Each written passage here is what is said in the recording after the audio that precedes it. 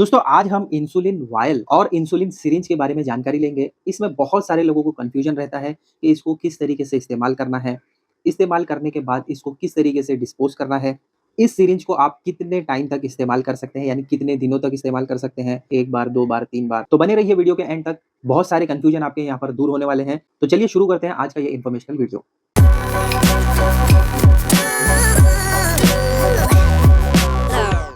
तो पहले बात करते हैं इस वायल के बारे में। यहाँ पर आपको 40 IU पर ml दिख रहा है। तो इस बॉक्स में आपको इस तरीके का लिक्विड देखने को मिलेगा। यहाँ पर आपको जो ये 40 IU पर ml दिख रहा है, तो इसका सिरिंज भी आप जो लेंगे 40 यूनिट यहाँ पर आपको दिख रहा है।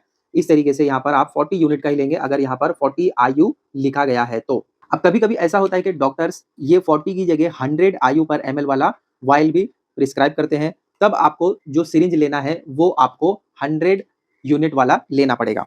अब इन दोनों के बीच का जो कॉमन सा डिफरेंस है वो आपको पता चलेगा इनके कलर से। जैसे यहाँ पर आपको दिख रहा है 40 यूनिट वाला जो सिरिंज है वो रेड कलर का होगा और 100 यूनिट वाला जो सिरिंज है वो ऑरेंज कलर का होगा।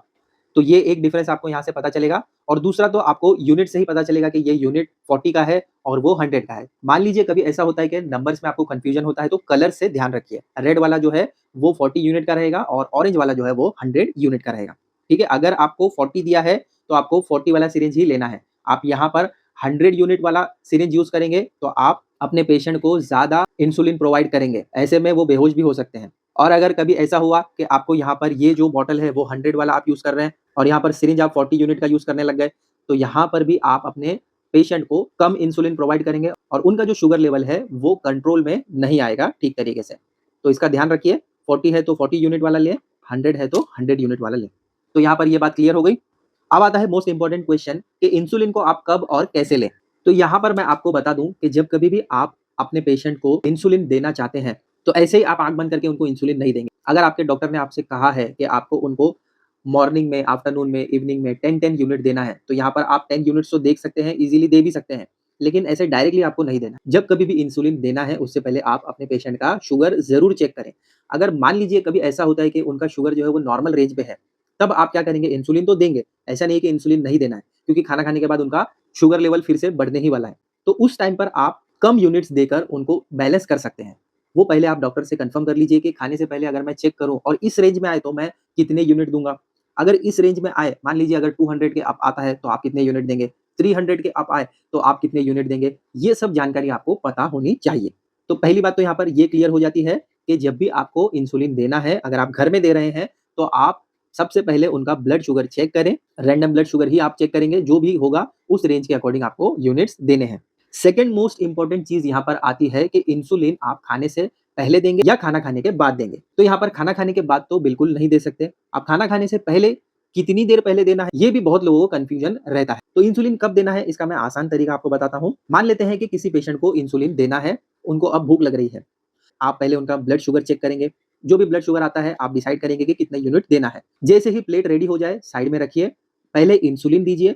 जैसे ही आपने इंसुलिन दिया, विद इन 1 और 2 मिनट्स आप उनको खाना प्रोवाइड कर दीजिए। यहाँ पर आपने इंसुलिन दे दिया और वहां पर उनका खाना स्टार्ट हो जाना चाहिए, बिल्कुल डिले नहीं करना है। तो जैसे ही इंसुलिन अंदर गया, आपने उनको खाना खिलाया, तो जो खाना अंदर जाएगा वो भी शुगर बनाना स्टार्ट कर देगा। तो जब शुगर बढ़ना स्टार्ट होगी तो आपने ऑलरेडी इंसुलिन दे चुके हैं, तो इंसुलिन उस शुगर को कंट्रोल करने लगेगा। ऐसे उनका जो शुगर लेवल है वो कंट्रोल में रहेगा। अब कभी-कभी ऐसा होता है कि पेशेंट्स को इंसुलिन 15 मिनट पहले, आधा घंटा पहले दे दिया जाता है। अगर उनका ब्लड शुगर हाई है तब तो बॉडी कंट्रोल कर लेती है, और कभी-कभी ऐसा भी होता है कि इंसुलिन देने के बाद पेशेंट्स बेहोश हो जाते हैं, क्योंकि उनका ब्लड शुगर बहुत ज़्यादा लो हो जाता है।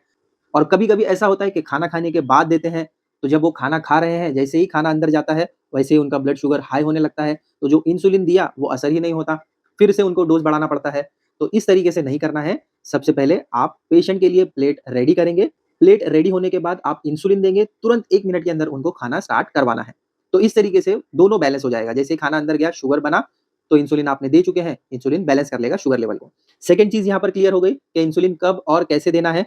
अब एक और कन्फ्यूजन यहाँ पर लोगों को होता है कि इस सिरिंज को कितने टाइम यूज़ करें या कितने दिनों तक इसको इस्तेमाल कर सकते हैं। तो जनरली देखिए, इस सिरिंज को एक ही बार इस्तेमाल करना चाहिए। लेकिन कभी-कभी ऐसा होता है कि डॉक्टर्स खुद ही रिकमेंड करते हैं। जैसे मेरी मम्मी को हम खुद ही घर पर इंसुलिन देते हैं, इसी सिरिंज से देते हैं। तो डॉक्टर से हमने कन्फर्म किया था, आप भी अपने डॉक्टर से कन्फर्म करें कि इस सिरिंज को कितने टाइम तक इस्तेमाल कर सकते हैं।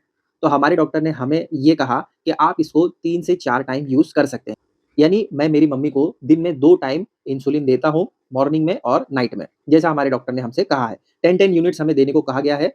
कभी अगर उनका ब्लड शुगर बढ़ जाता है तो 12 से 14 यूनिट्स भी हम देते हैं और अगर कभी कम हो जाता है तब हम उन्हें 8 यूनिट्स तक भी देते हैं। तो ब्लड शुगर कम आने पर कितना देना है और ज़्यादा आने पर कितना यूनिट्स देना है, ये भी आप अपने डॉक्टर से कन्फर्म कर लीजिए। हमने सब चीज़ें कन्फर्म करी हैं। तो हमारे डॉक्टर ने कहा कि इसको 3 से 4 टाइम यूज़ करने के बाद आप फेंक दीजिए और फिर न्यू सिरिंज यूज़ करें। तो मॉर्निंग और नाइट में हम इसको यूज़ करते हैं। ये 1 डे हो गया, यानी 2 टाइम हमने यूज़ कर लिया। फिर next day morning and evening इसको यूज़ किया, यानी एक सिरिंज हमारा 2 दिन यूज़ होता है। अगर मान लीजिए किसी को दिन में 3 से 4 टाइम यूज़ करना है, जैसे उसको उसका शुगर ज़्यादा बढ़ रहा है, उसके डॉक्टर ने उसको रिकमेंड किया है कि दिन में आपको 3 से 4 टाइम इंसुलिन लगाना पड़ेगा, तो वो क्या करेंगे, मॉर्निंग में लेंगे, आफ्टरनून में लेंगे, इवनिंग में लेंगे और नाइट में लेंगे, या कभी-कभी ऐसा होता है कि 3 टाइम दिया जाता है। तो आप दिन का काउंट ना करें, आप ये देखें कि इसको आप कितने बार यूज़ कर रहे हैं। 3 बार इस्तेमाल कर लिया, आप फेंक दीजिए, 4 टाइम यूज़ कर लिया, इसको फेंक दीजिए। दिन में अगर 2 बार लेना है तो 2 दिन तक चलेगा, उसके बाद आप इसको फेंक देंगे, फिर न्यू वाला सिरिंज यूज़ करेंगे। देखिए, ये सिरिंज ज़्यादा महँगा नहीं है, 8 से 10 रुपए के प्राइस में आपको ये मिल जाता है और अगर आप क्वांटिटी में लेते हैं तब शायद आपको और ज़्यादा रीज़नेबल प्राइस में भी मिल जाएगा।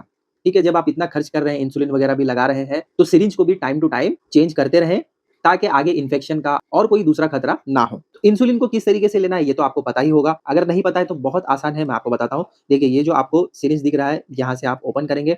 सबसे पहले आप ये ट्रिगर को अप साइड इस तरीके से करें, ठीक है? फिर आप इसको बॉटल के अंदर इस तरीके से पिन कर देंगे। फिर जो एयर है, उसको अंदर ही प्रेस करके पूरा एयर निकाल लीजिए। फिर आपको अप साइड पूरा इस तरीके से डाउन करना है और डाउन करने के बाद जो भी रेंज है, इस रेंज को आपको देखना है। जैसे मुझे 10 यूनिट्स देना है, तो प्रॉपर्ली आसानी से इसको डाउन साइड कीजिए और 10 यूनिट्स तक प्रॉपर्ली खींचकर ले जाइए, ठीक है? ये आ गया 10 यूनिट्स। अब आपने इसको निकाल लिया, तो हमारे डॉक्टर ने हमसे कहा कि इसको पेट पर देना ज़्यादा असरदार होगा, तो हम अपनी मम्मी को पेट पर ही देते हैं। मान लीजिए ये आपकी पेट है और ये नाभि है, ठीक है? तो ये नाभि के लेफ्ट हैंड साइड उल्टी तरफ 4 इंच आपको इस तरीके से छोड़ना है, 4 उँगलियों का या 3 उँगलियों का गैप छोड़ें और उस स्किन को आप ऐसे होल्ड करेंगे और यहाँ पर 90 डिग्री की तरह इस तरीके से प्रेस करेंगे और पूरा का पूरा इंसुलिन अंदर प्रोवाइड करेंगे। होने के बाद आपको स्किन को छोड़ देना है, ठीक है? और बहुत लोग क्या करते हैं कि स्किन को इस तरीके से रब करने लग जाते हैं, रब नहीं करना है। जैसे आमतौर पर इंजेक्शन दिया जाता है तो इस तरीके से रब करते हैं, यहाँ पर रब नहीं करना है। अब नेक्स्ट कन्फ्यूजन ये रहता है कि इसको स्टोर किस तरीके से करना है। तो देखो, इसको फ्रिज में स्टोर करना है, लेकिन डीप फ्रीज नहीं करना है। इसको आप नॉर्मल फ्रिज यानी नॉर्मल टेम्परेचर जो फ्रिज का होता है डाउन साइड वाला, उसमें रखेंगे। अब कुछ लोग होते हैं बड़े, हमारे पास तो डबल डोर है, हम डबल डोर वाले फ्रिज में रखेंगे। जिस तरीके से आइसक्रीम जमाते हैं वैसे इसको भी जमा देंगे, तो गलत होगा। क्योंकि सॉल्यूशन जब ये पूरा का पूरा कड़क हो जाएगा तो आप इंजेक्शन ले ही नहीं पाओगे। तो इसको डीप फ्रीज नहीं करना है। आपके पास भले डबल डोर फ्रिज हो, आपका फ्रिज 5 स्टार 7 स्टार वाला हो, उससे इसको कोई फ़र्क नहीं पड़ता। आपको क्या करना है, बॉटल वगैरह आप जहाँ पर रखते हैं, वहीं पर आप इसको रख सकते हैं। नॉर्मल फ्रिज का जो टेम्परेचर होता है, वहाँ पर रखना है, डीप फ्रीज नहीं करना है। इंजेक्शन को भी आप इसी तरीके से फ्रिज में रखेंगे, डीप फ्रीज नहीं करेंगे, ठीक है? क्योंकि जब ये इसका निडल ज़्यादा कूल हो जाएगा, तो आप उसको इंजेक्ट नहीं कर पाओगे और वहाँ पर फिर पेशेंट को ज़्यादा तकलीफ होगी। तो डीप फ्रीज नहीं करवाना है, ना ही वाइल को और ना ही सिरिंज को, दोनों को ही फ्रिज में रखना है, जहाँ पर आप बॉटल वगैरह रखते हैं। तो यहाँ पर सभी बातें क्लियर हो गई। अब लास्ट में बात आती है कि इसको यूज़ करने के बाद आप इसको डिस्पोज़ कैसे करेंगे, यानी इसको फेंकना कैसे है? डायरेक्टली आप इस तरीके से नहीं फेंक सकते डस्टबिन में। तो इसको फेंकने का तरीका ये है कि जब कभी भी आप इसको यूज़ कर लें, तो एक-एक कर ना फेंकें। कुछ एक कंटेनर ले लें, प्लास्टिक का कंटेनर होता है उस टाइप का, इस साइज़ का कोई कंटेनर ले लें और हफ्ता 10 दिन तक जितने भी आपके जमा होते हैं या महीने भर तक भी आप अगर इसको जमा करना चाहें तो जमा करें कंटेनर में। कोई बॉक्स होगा, प्लास्टिक कंटेनर ले लें। ऐसा कंटेनर लें कि इसको मोड़ने पर ये मुड़े नहीं। क्योंकि देखिए, अंदर जो है निडल होती है, जब आप इसको मोड़ने लगेंगे, फेंकेंगे कहीं पर भी, तो किसी को लग सकती है। तो आप ऐसा कंटेनर लेंगे जो कंटेनर मोड़ने पर ये ब्रेक ना हो। तो उस कंटेनर में जमा करें और लास्ट में आप इसको डस्टबिन में डिस्पोज़ कर सकते हैं। और मोस्ट इम्पोर्टेंट चीज़, जब भी आप इसको लें तो इसकी एक्सपायरी वगैरह ज़रूर चेक कर लें। जो भी वायल आपको डॉक्टर ने रिकमेंड किया है, उसको प्रॉपर्ली चेक कर लें फार्मेसी से निकलने से पहले।